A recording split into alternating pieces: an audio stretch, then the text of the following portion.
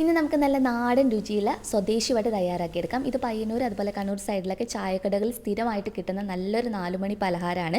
അപ്പോൾ എല്ലാവരും ട്രൈ ചെയ്ത് നോക്കുക. ഈ റെസിപ്പി എനിക്ക് പറഞ്ഞു തന്നിട്ടുള്ള ചായക്കട വർഷങ്ങളായിട്ട് നടത്തുന്ന 2 ചേട്ടന്മാരോട് ചോദിച്ചിട്ടുള്ള ഞങ്ങളുടെ നാട്ടിലുള്ള 2 പേരോട് ചോദിച്ചിട്ടുള്ള ഒരു റെസിപ്പിയാണ്. അപ്പോൾ ഇന്നത്തെ റെസിപ്പി ഇഷ്ടപ്പെടുകയാണെങ്കിൽ ലൈക്ക് ചെയ്യുക. ചാനൽ ആരെങ്കിലും പുതിയതായിട്ട് കാണുവാണെങ്കിൽ ഒന്ന് സബ്സ്ക്രൈബ് ചെയ്തിട്ട് ബെല്ലൈക്കണിൽ കൂടി ക്ലിക്ക് ചെയ്യുക. അപ്പോൾ എങ്ങനെയാണ് തയ്യാറാക്കിയെടുക്കുന്നതെന്ന് നോക്കാം. അപ്പോൾ ഇതിലെ പ്രധാന ചേരുവ എന്ന് പറയുന്നത് പഴമാണ്. റോബസ്റ്റ പഴം വെച്ചിട്ടാണ് സാധാരണ ചെയ്തെടുക്കാറുള്ളത്. ഞാനിപ്പോൾ സാധാരണ ഇവിടെ കിട്ടുന്ന ഒരു പഴമാണ് എടുത്തിട്ടുള്ളത്. ഇത് അത്യാവശ്യം വലിയൊരു പഴമായതുകൊണ്ട് ഒന്ന് മാത്രമേ എടുത്തിട്ടുള്ളൂ.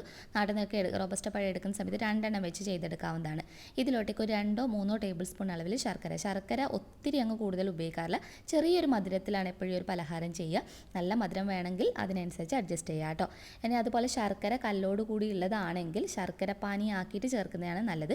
പക്ഷേ വെള്ളത്തിൻ്റെ അളവ് ഒരിക്കലും കൂടിപ്പോകരുത്. വളരെ കുറച്ച് വെള്ളം ഒഴിച്ചിട്ട് വേണം ശർക്കര പാനി തയ്യാറാക്കിയെടുക്കാൻ. അപ്പോൾ നന്നായിട്ട് ഞാനൊന്ന് അരച്ചെടുത്തിട്ടുണ്ട്. നല്ല സ്മൂത്ത് പേസ്റ്റായിട്ട് അരക്കണം. സാധാരണ ചായക്കടയിൽ നിന്ന് അവർ ചെയ്യുന്ന സമയത്ത് കൈ വെച്ചിട്ട് കുഴച്ചെടുത്തിട്ടാണ് ചെയ്യുക. ഇതുപോലെ മിക്സിയിൽ അരക്കില്ല. ഞാൻ കുറച്ചുകൂടി എളുപ്പത്തിന് വേണ്ടി ഇങ്ങനെ ചെയ്തു എന്നേ ഉള്ളൂ. അപ്പോൾ അതൊരു ബൗളിനകത്തോട്ടേക്ക് ഒഴിച്ചു കൊടുക്കുക. അപ്പോൾ ശർക്കരപ്പാനി ഈ ഒരു സമയത്ത് ചേർത്താലും മതി കേട്ടോ. പക്ഷേ അളവ് നോക്കിയിട്ട് ചേർത്ത് കൊടുക്കുക.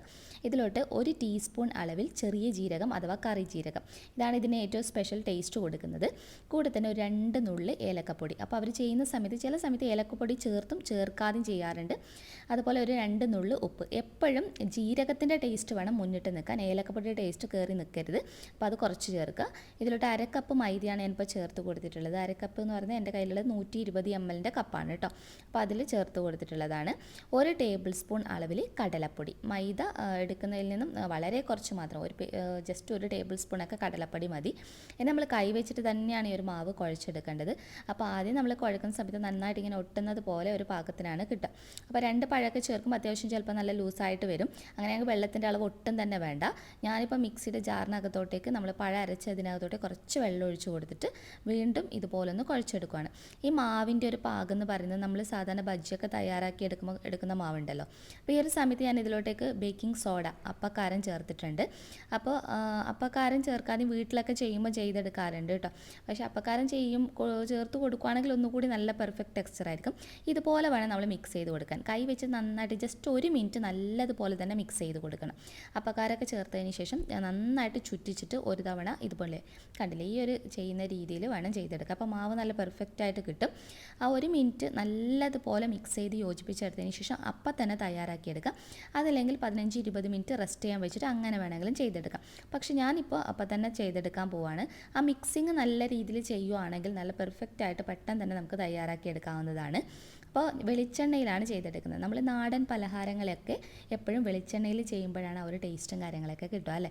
കൈ ഓരോ തവണയും വെള്ളത്തിലൊന്ന് നനച്ച് കൊടുത്തതിന് ശേഷം ഓരോ ബോൾ പോലെ എടുത്തിട്ട് ഇതുപോലെ ചേർത്ത് കൊടുത്താൽ നമ്മൾ ഗോളി ബജ്ജിയൊക്കെ ചെയ്യുന്ന സമയത്ത് കാണിച്ചിട്ടുണ്ടായിരുന്നല്ലോ. അപ്പോൾ ആ ഒരു രീതിയിൽ തന്നെയാണ്. പിന്നെ ഫ്ലെയിം ഇതിനകത്ത് ശ്രദ്ധിക്കണം. ഫ്ലെയിം എപ്പോഴും ലോ ടു മീഡിയം ഫ്ലെയിം ആയിരിക്കണം.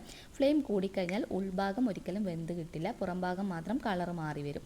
അപ്പോൾ ഒരു മീഡിയം ഫ്ലെയിമിലിട്ട് ചെയ്യുമ്പോഴത്തേക്കും പുറം ഭാഗം സാധാരണ നമ്മൾ ബജ്ജിയൊക്കെ ചെയ്യുന്ന ആ ഒരു ഗോൾഡൻ യെല്ലോ കളർ ഉണ്ടല്ലോ, അതിനേക്കാളും കുറച്ചുകൂടി ഡാർക്ക് കളറിലാണ് സാധാരണ ഇത് കടകളിൽ നിന്ന് വാങ്ങിക്കാൻ കിട്ടുന്നത്. നമ്മൾ സാധാരണ നെയ്യപ്പത്തിൻ്റെ ഉണ്ണിയപ്പത്തിൻ്റെ ഒക്കെ ഒരു കളർ വരുന്ന രീതിയിലൊക്കെ ചെയ്തെടുക്കാറുണ്ട് കേട്ടോ. അത് ശർക്കര ഉപയോഗിക്കുന്നതനുസരിച്ച് കളറിൽ മാറ്റം വരാനും സാധ്യതയുണ്ട്. അപ്പോൾ ഇത് എത്രയാണ് നിങ്ങൾക്ക് പാകം വേണ്ടത് അതിനനുസരിച്ചിട്ടൊന്ന് ഫ്രൈ ചെയ്തെടുത്താൽ മതി. അപ്പോൾ നമ്മുടെ സ്വദേശി വട ഇവിടെ റെഡി ആയിട്ടുണ്ട്. ഇത് വേറെ നാട്ടിൽ വേറെ ഏതെങ്കിലും പേരിലുണ്ടോ എന്ന് എനിക്കറിയില്ല കേട്ടോ. നമ്മുടെ നാട്ടിൽ നിന്ന് സ്ഥിരമായിട്ട് നമ്മൾ തട്ടുകടയിൽ നിന്നും ചായക്കടയൊക്കെ ഉണ്ടാവില്ല, വഴിയോര ചായക്കടകളിൽ നിന്ന് സ്ഥിരമായിട്ട് വാങ്ങിക്കുന്ന ഒന്നാണ് ഈ സ്വദേശി വട. അതുപോലെ വീട്ടിലുണ്ടാക്കുന്നതാണെങ്കിൽ ഈ പറഞ്ഞ ബേക്കിംഗ് സോഡ ചേർക്കാതെയാണ് സാധാരണ ചെയ്തെടുക്കാറ്. അപ്പോൾ നിങ്ങളുടെ നാട്ടിൽ ഈ ഒരു ചായ പലഹാരത്തിന് വേറെ എന്തെങ്കിലും പേരിൽ അറിയപ്പെടുന്നുണ്ടെങ്കിൽ കമൻറ്റ് ചെയ്യണം കേട്ടോ. അപ്പോൾ ഇതിൻ്റെ പുറം ഭാഗമൊക്കെ നല്ല മൊരിഞ്ഞിട്ട് ഉൾഭാഗം നല്ല സോഫ്റ്റായിട്ട് നല്ല രീതിയിലാണ് ഉണ്ടാകുക. അപ്പോൾ ഈ പറഞ്ഞ ഇൻഗ്രീഡിയൻസ് ഒക്കെ സ്കിപ്പ് ചെയ്യാതെ ഒന്ന് ട്രൈ ചെയ്ത് നോക്ക്. റെസിപ്പി ഇഷ്ടപ്പെടുവാണെങ്കിൽ ലൈക്ക് ചെയ്യുക. നെക്സ്റ്റ് വീഡിയോയിൽ വീണ്ടും കാണാം. അതുവരെ ടേക്ക് കെയർ. Bye bye.